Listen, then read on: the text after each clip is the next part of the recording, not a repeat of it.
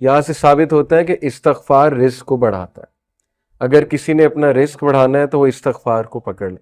In fact रसूलुल्लाह सल्लल्लाहु अलैहि वसल्लम मेजॉरिटी सहाबा जब उनसे कोई जिक्र पूछते थे तो या वो दुरूद इब्राहिमी बताते थे या वो इस्तगफार बताते थे।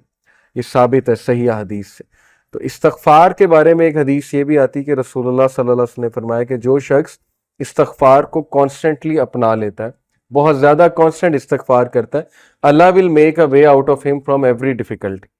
अल्लाह ताला उस शख्स के लिए हर मुश्किल से कोई रास्ता निकाल देता है। तो मैंने खुद भी पर्सनली अपनी लाइफ में देखा, आई एम श्योर कि आप लोगों ने भी देखा होगा कि जो बंदा बहुत ज़्यादा इस्तगफार करता है उसके मामलात आसान होते हैं, और जो बंदा जितने गुनाहों में पड़ा होता है और इस्तगफार जो है नहीं करता है तो फिर जाहिर है कि उसके मामलात फिर बहुत तंग हो जाते हैं, उसकी लाइफ बहुत तंग हो जाती है।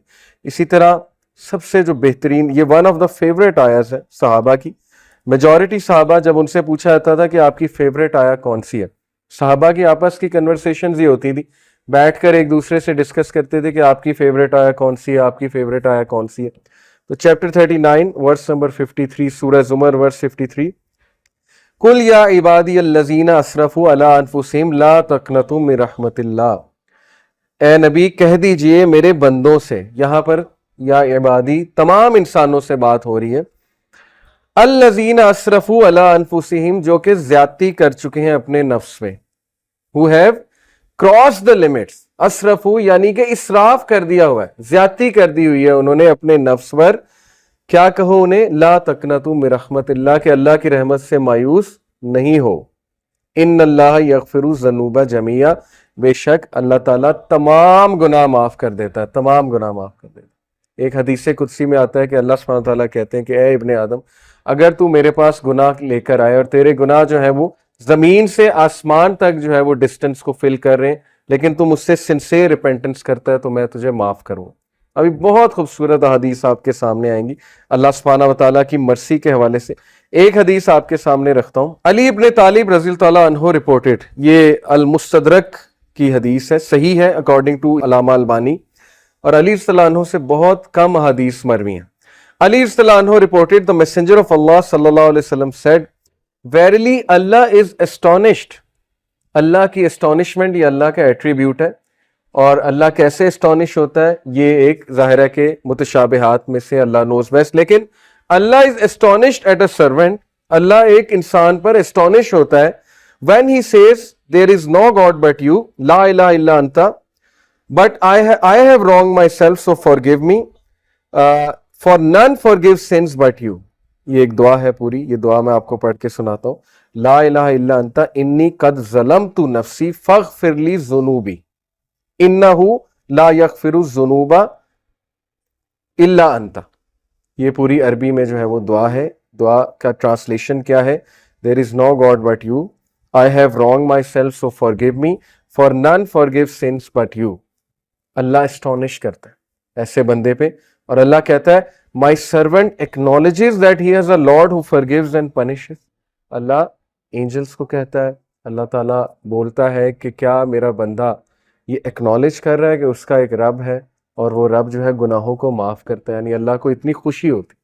इसी से रिलेटेड एक और हदीस है कि जब एक गुनाहगारी, सही बुखारी की हदीस है, जब एक गुनाहगार शख्स अल्लाह से गुनाहों की माफ़ी मांगता है तो अल्लाह को इस तरह की खुशी होती है जैसे एक इंसान जिसका कैमल डेजर्ट में लॉस्ट हो गया था और वो अपने कैमल को ढूंढ रहा था, और उस कैमल पे सारा सामान था, उस कैमल पे पानी भी था, उसका बाकी भी दीगर सामान था, और अचानक उसे दूर से वो कैमल चला नजर आता है तो वो खुशी में आपे से बाहर होकर जो है वो ये कहता है कि अल्लाह मैं तेरा रब हूँ और तू मेरा बंदा है। ये हदीस के अल्फाज, यानी खुशी में इस तरह के अल्फाज कह देता है। तो अल्लाह ताला को इस लेवल की जो है वो खुशी होती जब गुनाहगार बंदा अल्लाह से बात करता है, जब गुनाहगार बंदा अल्लाह सुब्हानहू व तआला को पुकारता है। हमें ऑन दी अदर हैंड शैतान ने जो वस्फा डाला है कि तेरे तो इतने गुनाह है, तू तो इतना गुनाहगार है, तू तो इस काबिल ही नहीं कि अल्लाह तक तेरी बात पहुंचे या अल्लाह तुझे रिप्लाई करे या अल्लाह तेरी आवाज सुने। हदीस तो कंप्लीटली इसके बरक्स कह रही है। हदीस तो कह रही है कि गुनाहगार बंदा जब तौबा करता है उस पर ज्यादा खुशी होती है अल्लाह ताला। And it perfectly make sense. मैं एक टीचर हूँ, आप में भी शायद कोई टीचर हो, जब अच्छे स्टूडेंट जो है वो ए लेते रहे, ए स्टार लेते रहे, मुझे कोई इतनी खुशी नहीं होती, मैं कोई सरप्राइज नहीं होता हूँ। लेकिन जब बैक बेंचर और एक ऐसा स्टूडेंट जिसका रिकॉर्ड ही कोई नहीं है, वो अगर अच्छे नंबर ले ले, तो मैं एस्टॉनिश भी होता हूँ, और जाहिर है कि मुझे दुगनी खुशी होती है, शायद इससे भी ज्यादा खुशी होती है। तो it perfectly make sense. Okay, तो ये एस्टॉनिशमेंट के बारे में, अल्लाह की एस्टॉनिशमेंट, ये अल्लाह का एट्रीब्यूट है कि रब एस्टॉनिश होता है, और इसीलिए अल्लाह ने अपने अर्श पर लिखवाया ना कि वेरिली माई कंपैशन ओवरकम्स माई रायत, बेशक मेरी जो नरमी है या मेरा जो कंपैशन है, मेरी जो मोहब्बत है, मेरी जो मर्सी है, वो मेरे गुस्से पर हावी है, वो मेरे गजब पर हावी है। और ऐसा ही है, हम अपनी जिंदगी के मामलात देख लें, अगर अल्लाह हमें हमारे गुनाहों पे फौरन पकड़ शुरू कर दे तो शायद हम में से कोई भी जिंदा ना बचे, तो शायद हम में से कोई भी जो है वो इस जमीन पर चल ना सके। लेकिन कितने चांसेस देता है, कितने चांसेस देता है अल्लाह। आप यहां से अंदाजा लगा लें कि खालिद बिन वलीद को चांस दिया अल्लाह ने, एक टाइम पे वो दुश्मन है रसूलुल्लाह सल्लल्लाहु अलैहि वसल्लम, अगले ही टाइम पे वो एक ऐसे कमांडर बने कि उनके सैफ अल्लाह का लक़ब उनको दिया गया। हालांकि जाहिर है एट वन मोमेंट गुनाह कर रहे हैं, नबी के खिलाफ तलवार निकाल रहे हैं, इससे बड़ा गुनाह और क्या है। बहुत बड़े बड़े गुनाह लोगों से हो जाते हैं, लेकिन अल्लाह का दरवाजा हमेशा खुला है, अल्लाह का दरवाजा कभी बंद नहीं होता। इंसान खुद दरवाजा बंद करता है, अल्लाह कभी दरवाजा बंद नहीं करता। ओके, सो इसके बाद मैं तौबा की कंडीशंस के बारे में आप सबसे बात करना चाहूँगा। बहुत ज़रूरी है कि चूँकि तौबा एक बेहतरीन अमल है, बहुत बड़ा अमल है, ये हमारे बाप का अमल है, हज़रत आदम अलैहिस्सलाम का अमल है। तो इट इज़ इम्पॉर्टेंट कि हम जाने कि सिंसियर रिपेंटेंस होती क्या है। उससे पहले एक और हदीस मैं आपको सुना दूँ, सिंसियर रिपेंटेंस की इंशाल्लाह बात कर रहे हैं।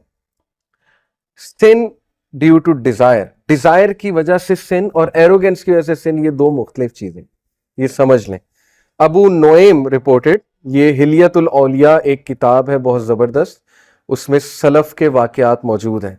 अबू नोएम रिपोर्टेड सुफियान इब्ने उयैना रहीमहुल्लाह said, whoever commits a sin due to desire, जो भी गुनाह करता है ख्वाहिश की वजह से, verily whoever commits a sin due to desire, we should hope for his repentance, हमें उम्मीद होनी चाहिए कि उसका गुनाह माफ हो जाएगा। क्यों? verily आदम अलैहिस्सलाम disobeyed due to desire and he was forgiven, क्योंकि हमारे बाप आदम अलैहिस्सलाम ने डिजायर की वजह से, डिजायर थी ना कि अल्लाह ने मना किया ट्री से नहीं खाना, सेल्फ कंट्रोल ज़ाहिर लूज हो गया फॉर वट एवर रीजन, और डिजायर की वजह से जो है या क्यूरियोसिटी की वजह से है, गुनाह कर बैठे।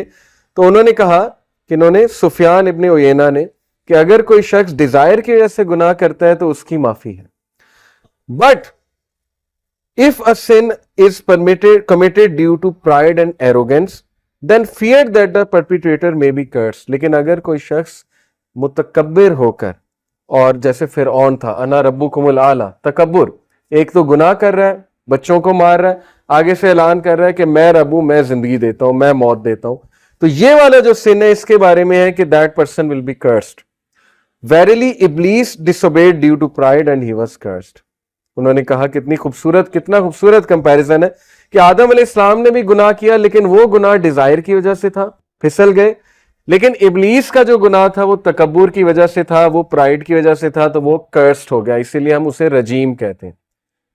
तो अगर आप किसी को गुनाह में मुब्तला देखें तो उसको पहली तो बात जज ना करें, क्योंकि वो शख्स स्ट्रगल कर रहा है, वो कौन सा प्राइड में कर रहा है। बहुत से ऐसे गुनाह है, मुसलमान तो प्राइड में नहीं कर सकता, मैंने तो आज तक ऐसा मुसलमान नहीं देखा जो गुनाह करके जो है तकब्बुर करे कि मैं तो बिल्कुल ठीक हूं।